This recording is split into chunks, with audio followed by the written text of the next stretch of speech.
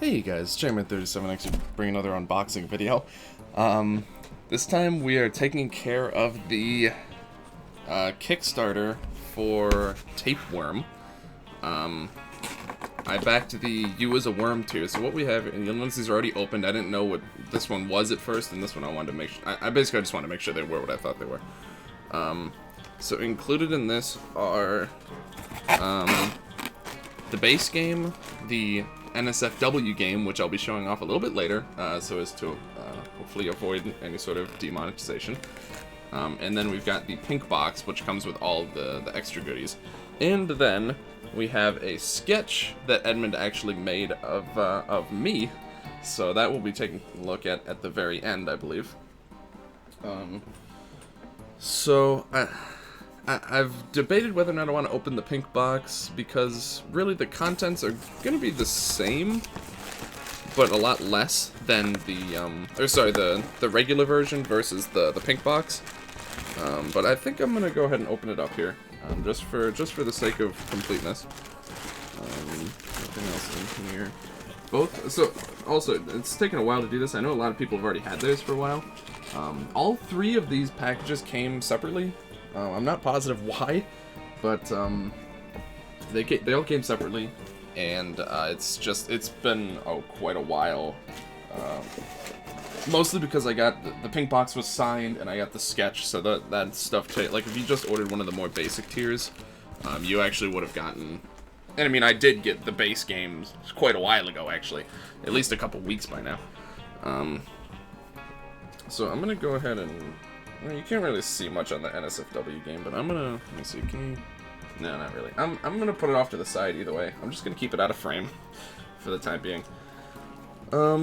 So there's a couple replacement packs here, and then we've also got some Four Souls promos taped to the bottom of the regular edition.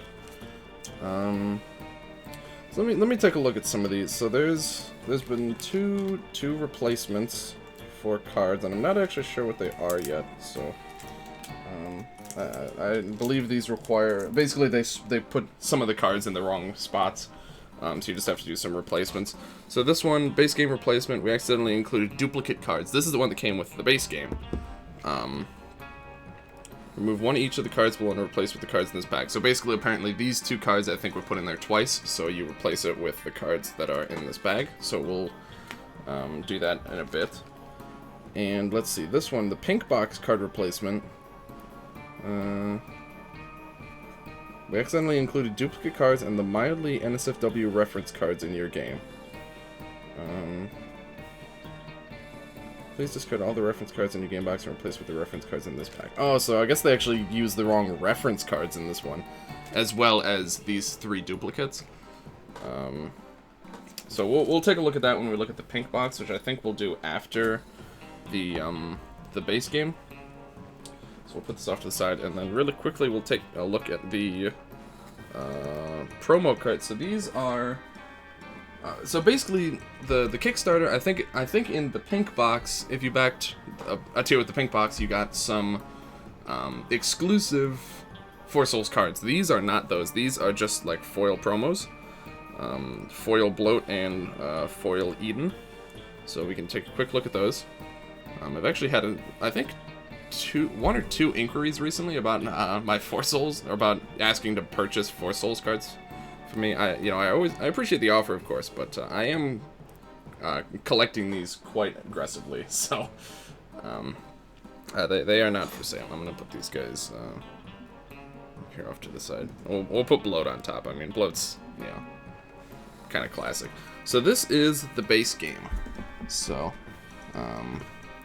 go ahead and take a look at that a little bit here.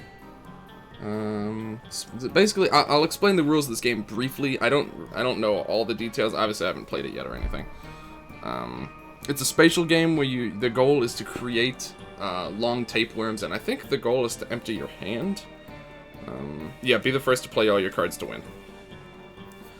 All right, so let's go ahead and tear into this guy. And I'll kind of show you guys a little bit about how that works. And then, of course, we also got the card replacement pack, which I'll try and remind myself to look for those two cards. So I think those cards were actually printed extra, and yeah, they're actually printed extra in here as well, plus this extra rainbow one. So that's interesting. Okay. So I mean, as always with Edmund stuff, the presentation is just very nice. I wish I could zoom in more for some. The webcam settings have changed recently, so this is actually as far in as I can zoom. You can see the just the presentation, the art style, and all that stuff are very nice. And actually, if you look, you got the white worm. Actually, he starts up here, and he actually goes all the way around the box. And then he ends up here with the red worm, who also continues along the entire bottom. And then goes into the pink worm, who also continues around. So the continuity is quite nice here. And then you got the black worm, who's just kind of there. So let's go ahead and open her up. It's a very, I mean, you can see it's a very, oh, the inside's like some sort of rib cage or something. It's a very small, very portable. This is a very, as opposed to Four Souls, which is kind of, it's like a bit of more of an in-depth strategy, you know, card game. This is a lot more approachable for, you know, people who maybe aren't as savvy with tabletop games. So here you just get kind of pretty basic instruction sheet. Some ringworm stuff. I'm not going to go over all the details again. There's plenty of documentation about the rules of the game and stuff like that. But I will kind of go over the basic mechanics. So as you can see with the base game, you just get the base game. You know, nice and simple here. Let me open this up just so I can swap when I come across the cards.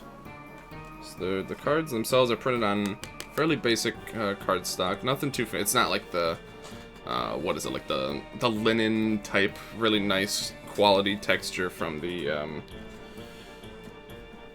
that you get from like Four Souls or anything like that. But you know, I'll put this down here just because why not? But it's still, you know, it certainly gets the job done. So we got the rules, we got the replacement cards. Okay, so let's bust into the pack of cards here. There we go.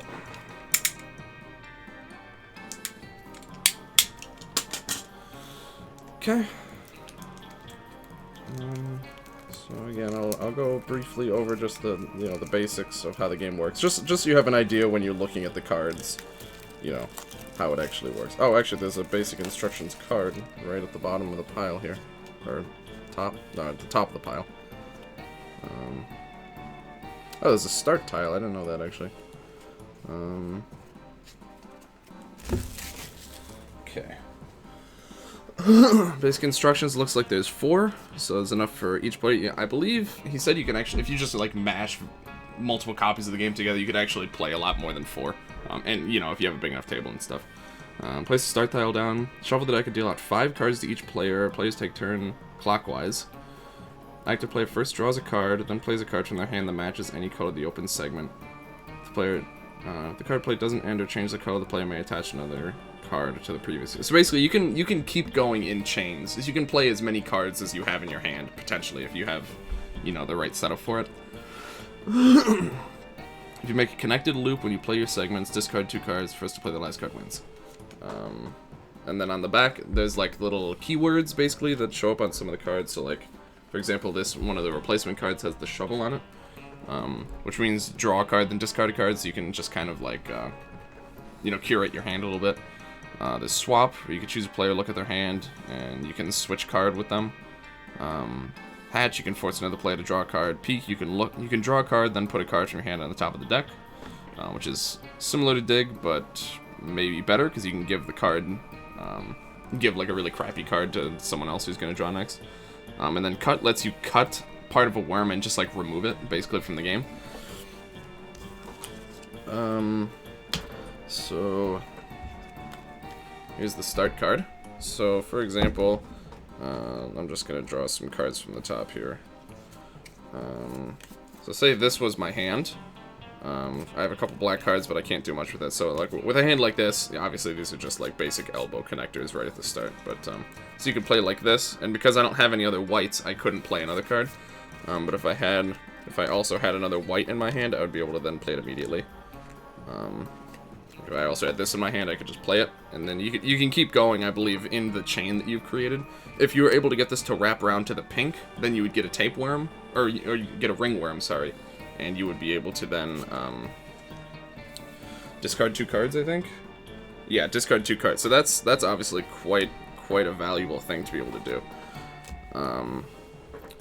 So yeah, the start card actually does not have the black worm on it. Just take a look at that art. That's just, I mean, it's the same art that's on the back of each of the cards, but it's, you know, like black, white, and gray, so you can kind of make out the details of the worms a little bit better. Instead of all being in like the pink scale, I guess. So I would like to find the replacements. So which ones am I looking for again? Put the thing away. That was a mistake. Okay. So looking for the red to white and black to yellow bends. We can go ahead and just kind of leaf through the piles. Okay, so this one there's a duplicate of, so we swap that with this very similar card. Am I holding it sideways or something? Yeah, I am, okay. So we can just go ahead and leaf through the cards. I'm doing this now because once we get to the pink box, I won't have to, because the base cards, I believe, are pretty much the same. So now we're looking for a red to white. So you can see there's kind of like elbow connectors for each corresponding pair. You know, you obviously got some slightly crazier cards here. These are kind of like 4-way connectors with 3 different worms. It seems like a really fun game, and really the main... I have yet to actually play 4 Souls with anyone.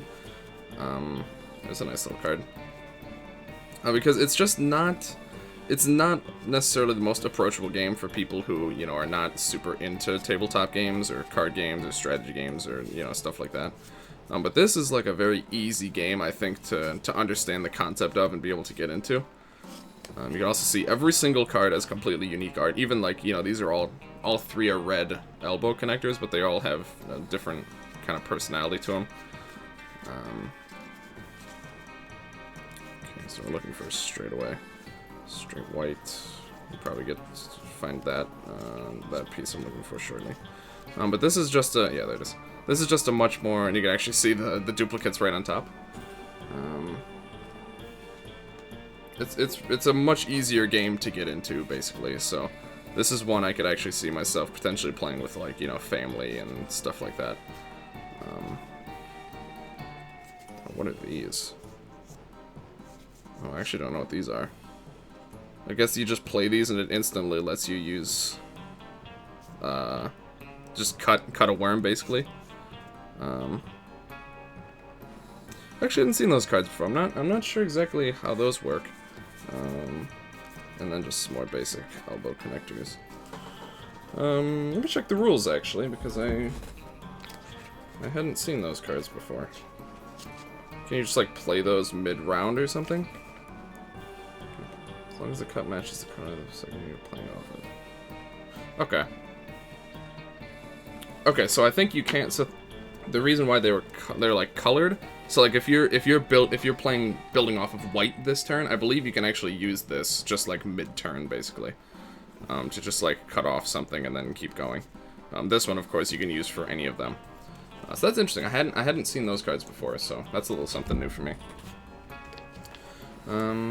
Okay, I mean, that it is the base games. There's not a whole lot else to it than that, so I think we're gonna go ahead and put this away, and then we're gonna take a look at the pink box next. So we'll put the replace games and the duplicate cards down on the bottom here. So yeah, like I said, this is a game I actually could feasibly see myself playing with family and stuff, which is kind of exciting because it does seem like a nice little, pretty quick, you know, pretty fast-paced game. So I could see a lot of fun being had with that. I'll put this guy over here. All right. So next up, this is kind of the main meat of it, the pink box. This is the Kickstarter exclusive. So we got Ed's signature up here. Well, actually, I'll bring the other box over here so we can kind of compare the art a little bit. Actually, let me take a look at the art. Yeah, same deal. The worm continuity is all the way through, so you can kind of look. Then he had a different design for the pink box originally, but people said they wanted something a little bit fancier, I guess, or a little bit more colorful. So we kind of got this one. You can see the, as with before, all 4 of the worms carry over to the back. Looks like it has most of the same. Yeah, it says most of the same stuff on it. Trademarks and all that stuff. Okay. So let's go ahead and open this guy up. Oh, something stuck up here. Alright. So this, I believe, is the double-sided poster. Instructions, of course. Let me just double check. Duplicate cards and mildly NSFW reference card. Discard all the reference cards in your... Okay, so that's like the little instruction squares, it looks like, yeah. Come on, there we go. So I guess he included the NSFW game, the Black Box instructions with the pink box on accident. And then we have 3 cards that need to be replaced. Same 2 as last time, as well as one of the rainbow worms. Interesting. Okay. So let's just go ahead and open this stuff as we get it. So let's go ahead and crack open the poster here. As you can see, I mean, it's a pretty small poster, and because it was included inside the box, which I think was done for ease of shipping and to keep shipping costs down, it is going to have crease lines in it, which is a bit unfortunate, but you know, can't win them all, I guess. Let's go ahead and take. I saw the art for this. I think at least one. I think one of the sides was done by Tarhead, and the other side was done by. I'm not sure actually. I think it was the same guy who did the poster, the huge white background poster for Four Souls. But this is the side done by Tarhead, I believe. So you can kind of appreciate that. You got all the all the different worms. Kind of shows off the different personalities a bit. I think you got the Isaac worm over here, which we'll be seeing a bit of that. Inside this box, and then you got this one, which is a bit more of an ominous piece, I guess. It's got the the skull down here, composed almost entirely of worms. Very nice, though. Of course, also since it's double-sided, you can't display both sides. But very nice little poster.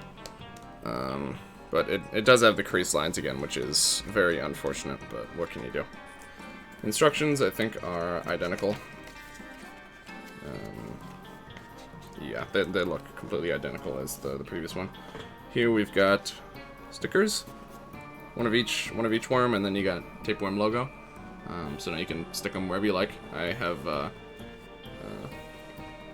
I pretty much never actually place stickers because wherever you stick them, that's where they are going to be forever. So it's a little bit too much commitment for my liking. So down here, we have the Four Souls cards. Unsleeved, but they're in a box, so that's okay. Oops. Let me just double check here. Yeah, okay. So let's go ahead and take a look at those.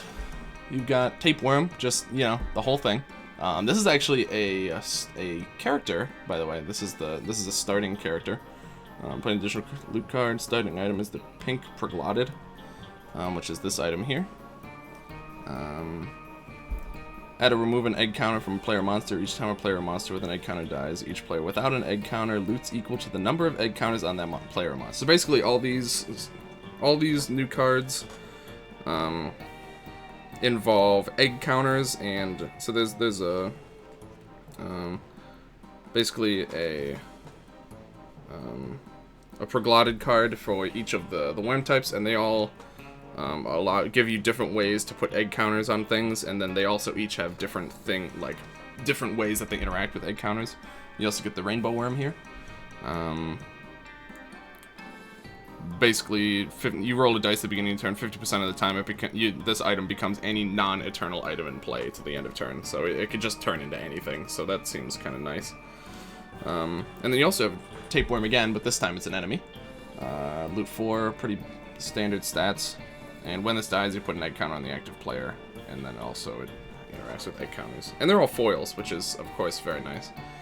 So I'll need to get some sleeves for these guys. So these were all unlocked throughout the Kickstarter. Where did I put the other cards? Over here. Okay.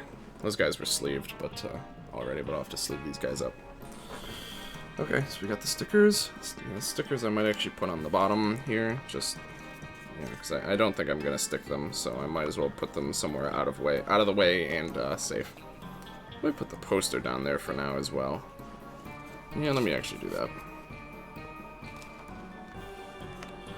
Okay.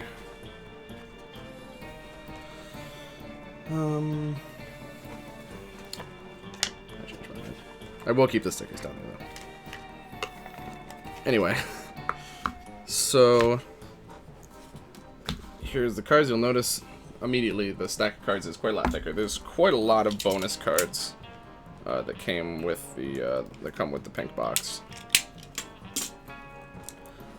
So the basic cards we don't really need to go over. I'll probably swap out the duplicates while we're going through them, but of course I mostly just want to go over all of the new cards. There's some interesting new mechanics that I'm not sure I completely understand. I think they're like player modifiers basically, or something. I'm not positive how they work yet, but there's another thing we unlocked throughout the course of the Kickstarter. Here we go. Okay, well, actually, let me... so apparently this is the NSFW? Oh, yeah, okay. Little bit. So we'll pull those out, replace them with the correct ones. We'll be seeing the NSFW ones shortly.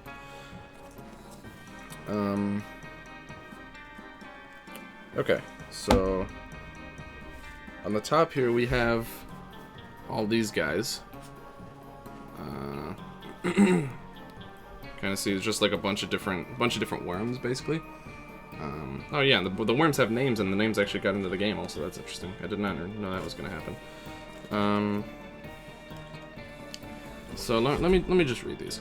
Each time you play, okay. So looks like these are dig one, dig one, dig one, dig two. Solid, black, straight, or curved segment. You dig two. Huh.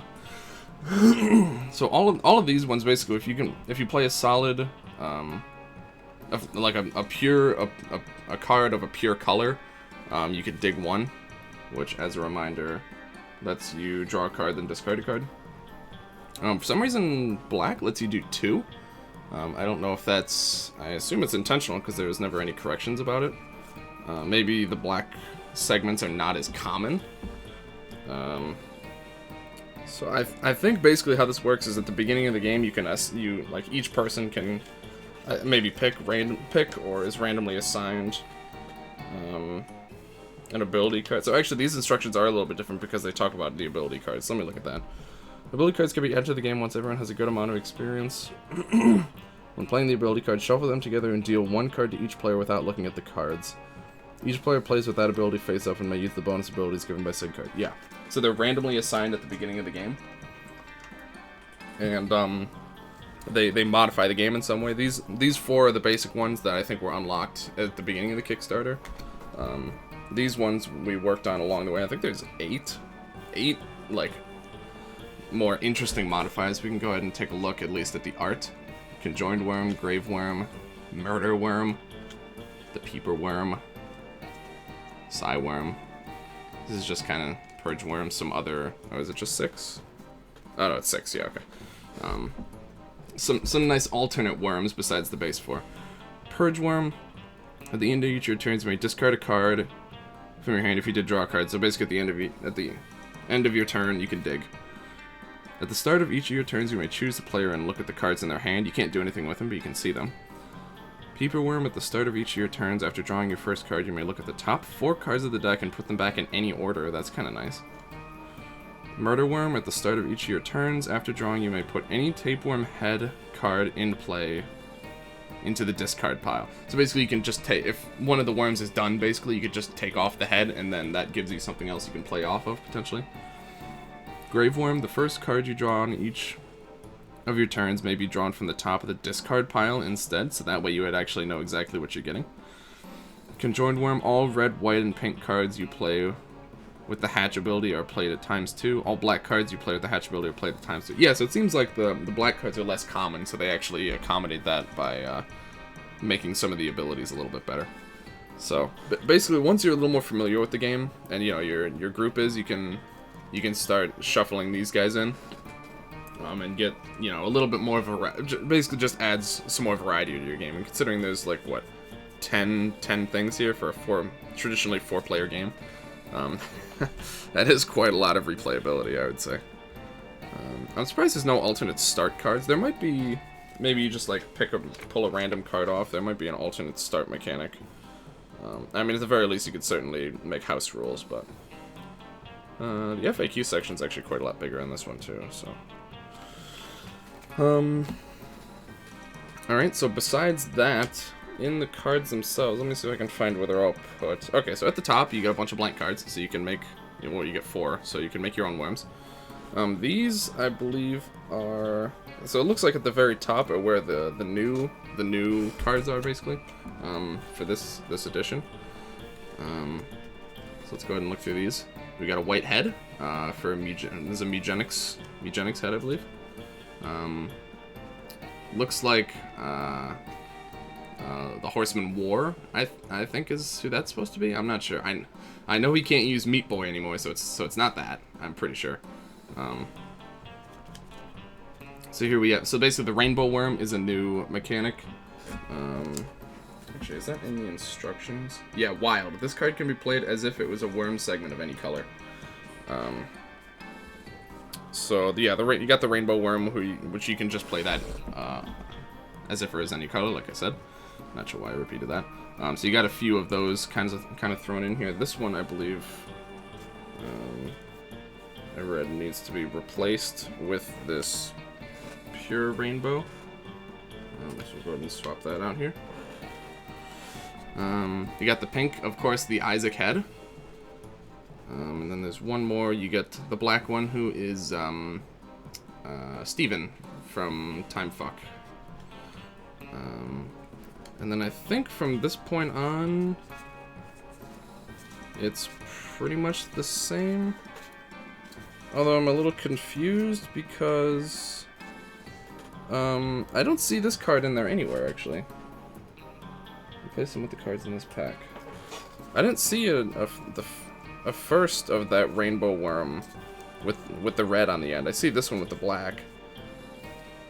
So I just don't see that card in here at all. I know he says this game is pretty well balanced, actually, so like he's not planning on doing any sorts of like expansions or anything, just because the game at its core is pretty well balanced. So I'm a little confused why. So it seems like that card just doesn't even exist, which is a little bit confusing to me. I don't know if it's somewhere else in the pile, which I don't think it would be, because it looks like from this point on the deck's exactly the same. So that's confusing me. If any of you guys have any info on that, let me know in the comments. But it looks like this half rainbow, half red isn't in the deck anywhere. So it's not a duplicate. I guess it was just a card that wasn't meant to actually be added? I don't know. It's very interesting, though. I do have to find... There we go. Okay. So, got all the replacements done.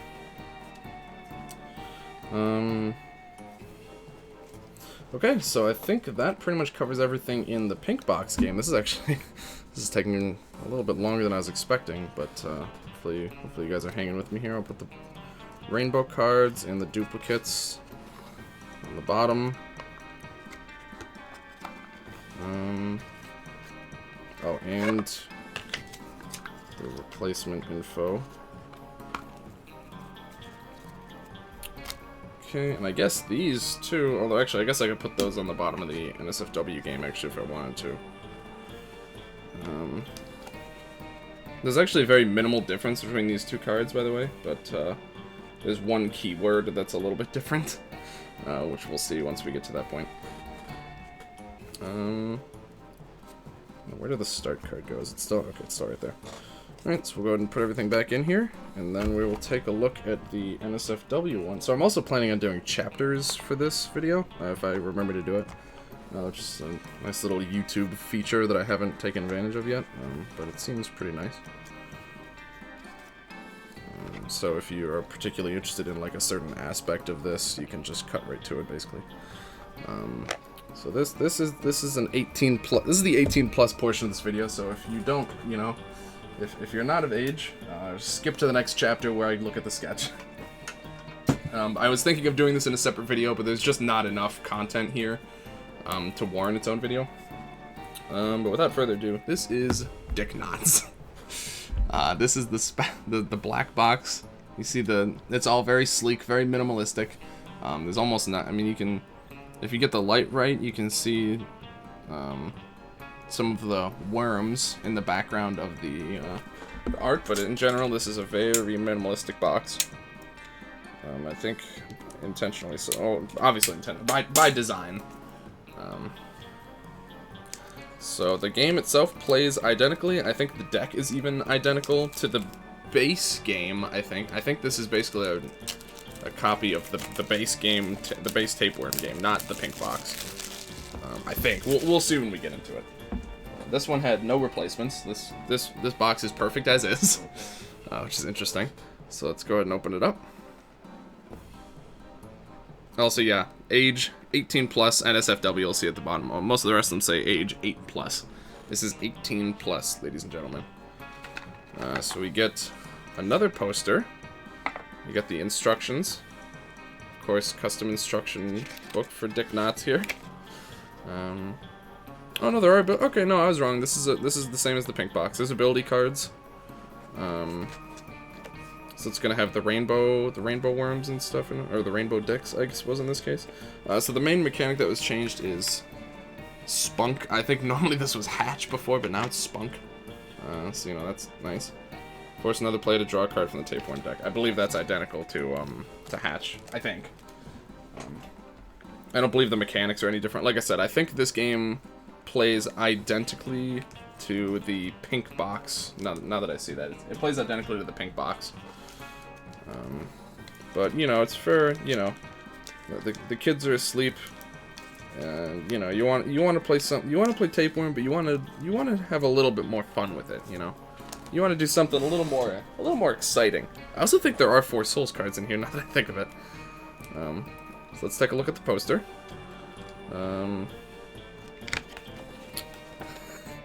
Not sure who did this lovely art, but you know, you can kind of imagine what's going on here. Also, the worms, you got the angry red, the pink, you know, with the foreskin. You got the shriveled little one here, and then you got the balls. So once again, the black worm is kind of singled out. And this side looks identical to the other one, I think. So actually, if you did want to display both sides of the pink box poster, you actually can. You could do this side on this poster and then the other side on the other one, which is interesting. I don't know if that was done for that reason or they just didn't feel the need to get a second piece of Dick Knots art. Yeah, we'll leave those there. So you got stickers again. One for each, and then you got the Dick Knots logo. And one of the most interesting things, an actual condom with the pink dick on it. What does this say? This is a novelty item only. It is not intended to be used as a birth control. It will not protect you from STDs and HIV/AIDS. Yeah, that makes sense. I can't imagine someone actually using this, but you know, it appears to be, you know, that. I don't know if it's to, you know, to regulation or whatever. I don't know what regulations there are for that kind of stuff, but you know. So just the one, looks like there's just the one 4 Souls card, but there it is. Dick Knots, or Dick Knot. So this is an enemy, it looks like. 6 health, 1 attack. You only need 1 to hit it. Oh, 1x, hold on. Each time a player makes an attack and a counter to this gains 1. Oh, okay, so every time it gets attacked, it gets stronger. At the start of the turn, if this has 6+ counters, kill it and the active player. Because, yeah, at that point, it's impossible to kill. So there's another nice little exclusive 4 Souls card. I'm gonna go ahead and put this one at the bottom of the pile for people who come back later after the break. Okay. So underneath, I'm gonna go and do what I did before. I don't even know what to do with the condom. I don't know where to put this. I'll put the extra instructions down here. Actually, let's take a look at the art down here. I don't know if I really appreciated the art in the other boxes, but here you can see just crawling along the spine. Certainly quite the image. Quite the image there. I don't really feel like putting... I guess I'll just put it underneath. I don't think that'll work. I'll have to find some. I might just put it on top of the box or something. I'm sure I'll find some funny use for it if I actually... I can't imagine I would play this edition of the game, to be honest. I'd probably just stick with the pink box, but, you know. It's there as an option, certainly. For something a little different. So let's go ahead and take a look at the last pile. This actually has 4 different cameo cards in it. Different cameo heads. And of course well... I don't know about all. I don't know if every single bit of art is different, but definitely, you know, the stuff that uses the new keywords and stuff are going to be different. Oh, they do have names. Oh, I don't think. So I remember he was playing. I think he had said he might have the community name the 4 dicks. Looks like he didn't actually. Looks like he. I guess he named them himself. Are these? Okay, so these ability cards are the same as you can see. They're not penises. These are just worms still. But we have names for the 4 dicks here. Percy, Richard, good one, Harry, and Willie. So those are all pretty good names. I think he may have actually done something where, like, you know, what are some good names for dicks, basically. And the abilities are all the same as before. So nothing out of the ordinary there. That's the same. The instructions are basically the same. Yeah, this side I think is actually identical. It even still refers to them as tapeworms. But this side, like I said, it has spunk on there instead of the other. So here you can kind of appreciate the difference in the art. You know, a little bit more penis-like. The start is pretty much the same though. I thought I saw in some of the original art that instead of the brown, this was all going to be pink, which I thought was kind of not, you know, it was like an extra way to differentiate it, but I guess he didn't end up going for that. So let's take a look at all the cards here. Is this right side? So, oriented correctly for you guys, okay? So here we have the Skolex. I mean, feasibly, you know, this doesn't look particularly phallic. You could switch this. I guess that's kind of the idea, is you can, because it's brown, you can still switch it into the base game if you wanted to, because it is, you know, it's a Skolex head. That's kind of cool. You have the rainbow penis. Yeah, I guess that red card just doesn't exist. That's interesting.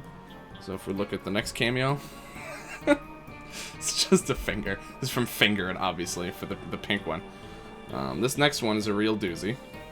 This is demonetization material. I'm not going to show that for any longer than I have to, but that is from his classic King Cunt.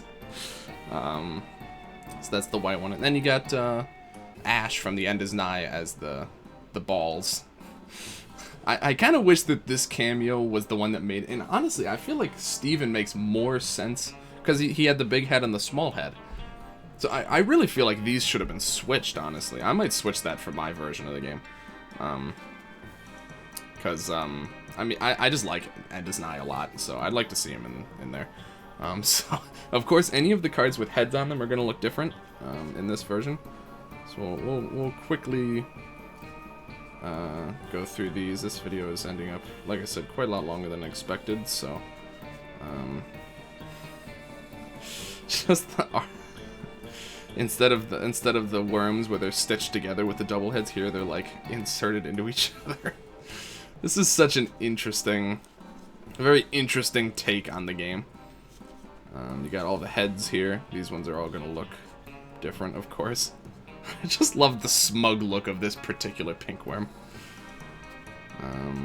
Got some more of the balls. A lot of these connectors look like they might be the same as the base game. I mean, you know, if they function the same and generally look the same, there's no reason to do different art for them. I can't immediately tell if they're different or not. But Yeah, so I think from this point on, they're all going to be pretty... Because I think from here on, they're all just, like, connectors. So I don't think we're going to see any differences here, really. There's still some stitching together with these parts. So, yeah, these all look identical, I think, so... Whew, okay. That was a bit of a spicy one. Let's go ahead and assemble this here, and then we will, last but not least, take a look at the sketch. So I'm gonna put these in here. The condom. It's got to be one of the most interesting inclusions in a game I've ever seen in my entire life, to be honest. Fucking condom. All right. Seal that up. Put it here, hidden behind the mic stand. Alright, last but not least, we have the sketch. So, on the back, also, I'm not going to show it, but he did misspell my name in several ways, which is kind of endearing, honestly. Or whoever put the label on here. I don't know if it's him or not, but I certainly don't mind. I mean, it's just in the exterior packaging. I'm probably not even going to keep it, but yeah, it's just interesting. And we'll go ahead and carefully remove it. Looks like it was also kept safe in a couple pieces of cardboard. I have not seen this before yet, by the way, so just so we're clear. So this is completely new to me. You'll notice I did actually wait to open this one. Let's see, how is it oriented? Oh, it's actually several layers of cardboard just to keep it as safe as possible. Alright. So, flip it around here. A couple pieces of cardboard. Kind of, oh, no, you can't really make it out through there. What does it say? Thank you again for backing Tapeworm. Enclosed is your original sketch drawn by Edmund McMillen.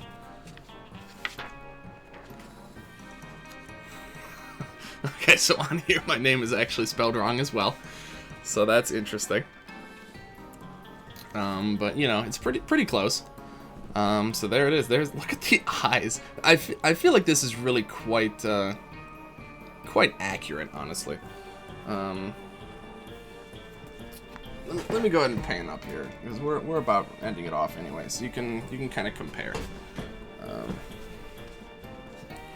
ahead and lift it up here. This is obviously getting like framed and stuff. It's hard to make out the eyes, but let me take off the glasses. That might help. This is so nice. It is a little unfortunate that he spelled the name wrong on the drawing as well, but you know, it's only off by one letter, so not really the end of the world. But yeah, this is this is definitely getting sleeved. You know, I'm gonna preserve this as well as I can. I'm not sure what this little hand is supposed to either, but whatever it is, I quite like it. It really is quite a good sketch. It's very faithful, actually. That is so nice, man. I love that. Yeah. Okay. So I actually will go ahead and just show it then.